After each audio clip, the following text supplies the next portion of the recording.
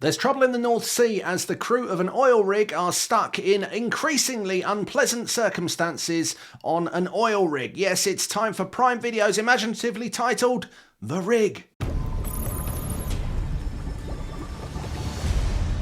Before we get to today's work plan, I know some of you have been waiting for your ride home, but you're going to have to wait a while longer. How long, Magnus? Until there's a ride available, we all have work to do.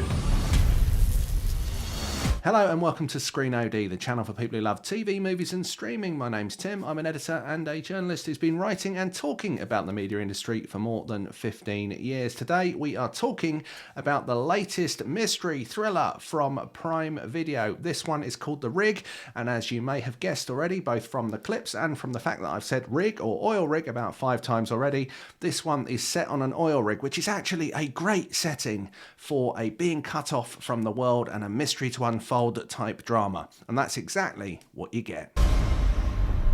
Power outage across the accommodation block. Could it have been seismic? Well, we keep punching holes in the earth. Eventually, it's going to punch back. Hold on! Let's kick it back down here! It'll come back. Push it, Alwyn. Shut it down. Oh my god.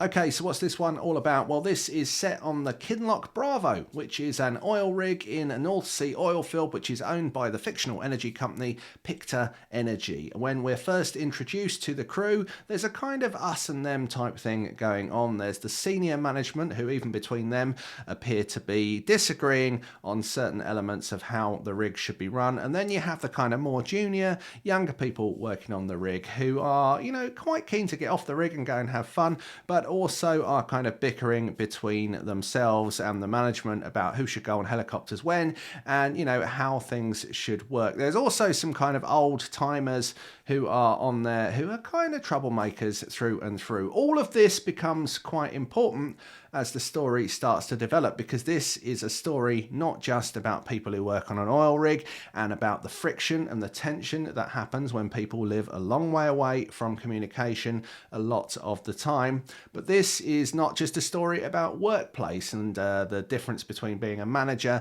and being someone who gets told what to do, although all of that is involved. This begins to quite quickly become a mysterious, and I think you probably fair to say supernatural drama, because this is the story of what happens when people get cut off and things start going very, very wrong. Kinloch Bravo to Coast Guard. I repeat, Kinloch Bravo to Coast Guard. There's no radios, there's no phones, there's fog, these shakes. What is going on out here? This'll split the crew. They're already split. This ain't normal. We all know it, but we don't want to see it. It's not long into the show that essentially communications start to go wrong for this oil rig. They can't get in touch with the shore, and so they have to go to their radio man to see if he can sort it out. Now, the radio man in the show is played by the brilliant Martin Compston, who of course you'll know probably best from Line of Duty. Now, the guy running the kind of oil rig, in charge of making sure that everything runs smoothly day to day, is called Magnus, and he's played by the magnificent Ian Glenn. Also working with Magnus is someone who's kind of from the corporate side of the business, who is called Rose, and she is played by the fantastic Emily Hampshire, who many of you will recognise from Schitt's Creek, which was the last major role that she played on television that everyone was talking about. You also have kind of engineer character who's played by Mark Bonner, who of course can do no wrong either in acting. This, as you are starting to see, is a show that has a fantastic cast.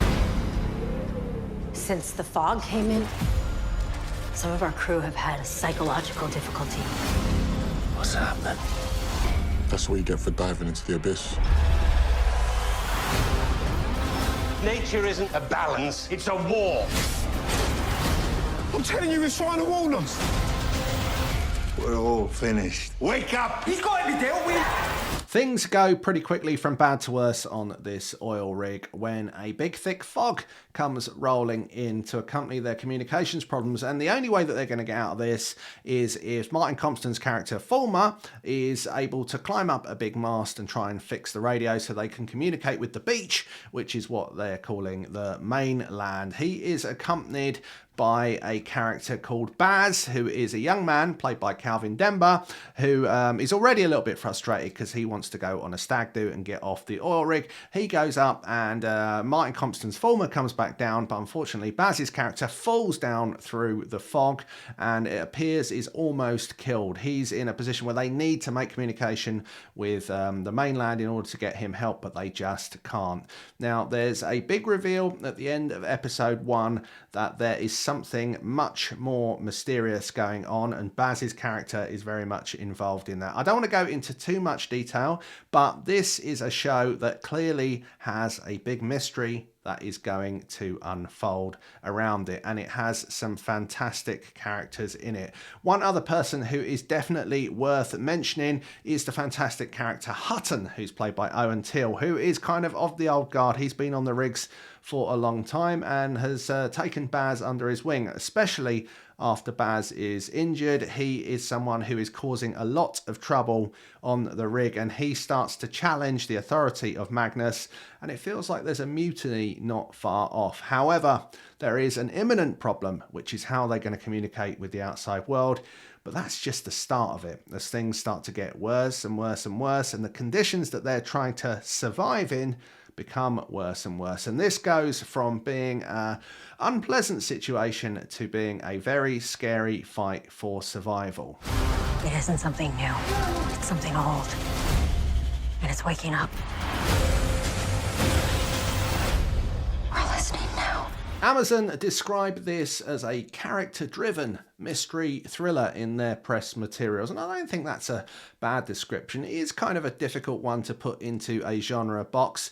However, once you start watching it, you definitely will be drawn into the storyline. Things get really exciting at the end of episode 1, and the mystery and the tension really starts to unfold. But at the heart of this is a show that's not just about a greater mystery unfolding, it's a show that's about some really strongly drawn characters with some fantastic individual performances from a lot of homegrown talent from Britain, as well as, of course, Emily Hampshire, the Canadian actress, who is fantastic in the show. This is a show that has a lot of compelling elements to it and has a message underlying it, perhaps about how we need to be careful about how long we take from the earth. And if we do, perhaps there'll be a time when the Earth starts asking for something back. Whether or not that is behind this supernatural mystery, well, you'll have to watch all 6 episodes to find out. But it is definitely worth watching them. And all the episodes are available to watch right now on Prime Video. Thanks so much for watching the review. I hope you enjoyed it, found it useful, entertaining, and perhaps even insightful. If you did, why not hit that like button? And don't forget to subscribe to Screen OD. We'll see you again very soon.